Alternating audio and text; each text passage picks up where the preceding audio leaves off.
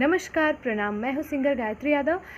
जगन्नाथ श्रीवास्तव जी की एक रचना है रोका डोली हमार, जो कि मैं आप लोगों के सामने रख रही हूँ। अगर अच्छा लगेगा तो लाइक और शेयर ज़रूर करिएगा, कमेंट ज़रूर करिएगा। कि रोई के काहेली रोका, रोई के काहेली रोका, डोली हमार हो।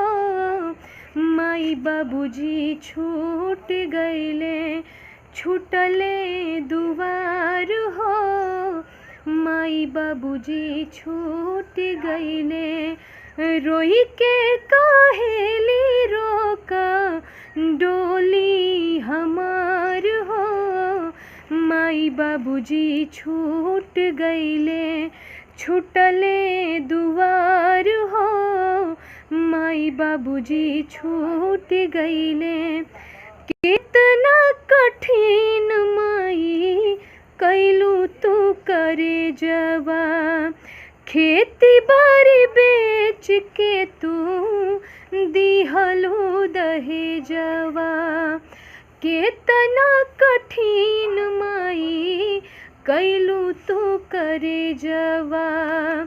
खेती बाड़ी बेच के तू दिहलू दहेजवा। कर्जा में बोध गइल, कर्जा में बोध गइल, हथवा तोहार हो। माई बाबूजी छूट गईले, छूटल दुआर हो।